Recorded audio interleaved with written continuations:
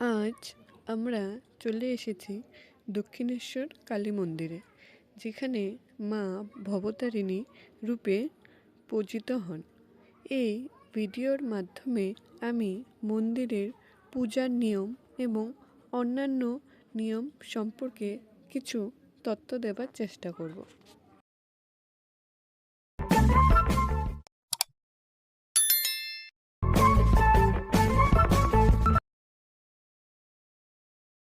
Metro কিংবা অন্যান্য গাড়ি থেকে নামলে আপনারা প্রথমে দেখতে পারবেন দক্ষিণেশ্বর মন্দিরের সিংহদুয়ার।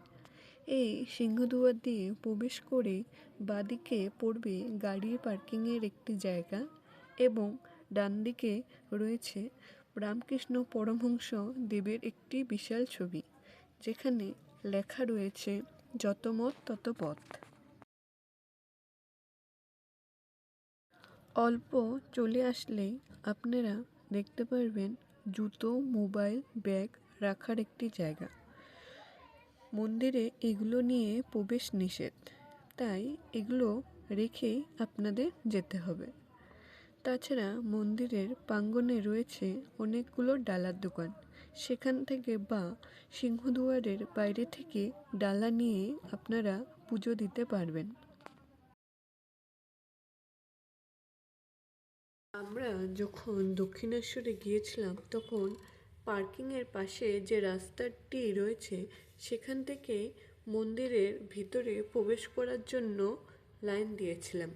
আপনারাও দেখে নেবেন, এখান থেকে লাইন দিয়ে আপনাদের মন্দিরের ভিতরে প্রবেশ করতে হবে। দক্ষিণেশ্বর কালী মন্দির সকাল 5টা থেকে 12:30 এবং বিকেল 3:30 থেকে 7:30 পর্যন্ত খোলা থাকে। মন্দিরের ভিতরে রয়েছে বাবা ভোলেনাথের উপর মা কালী বা ভবতারিণীর একটি বিগ্রহ। তাছাড়া এখানে রয়েছে 12টি শিব মন্দির ও রাধা মাধবের একটি মন্দির।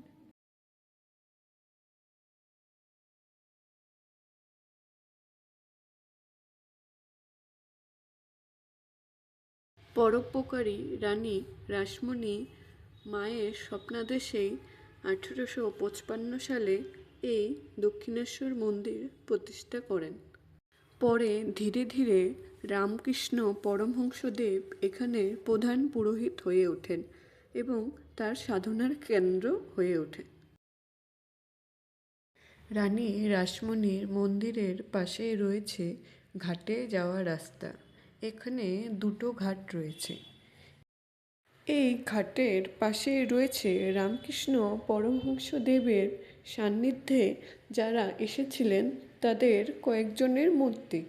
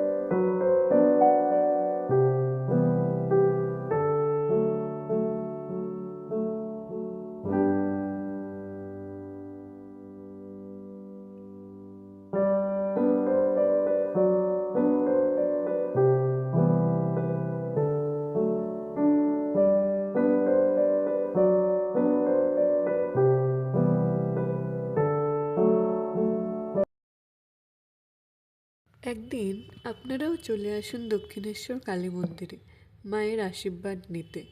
দেখবেন আপনাদেরও ভালো লাগবে।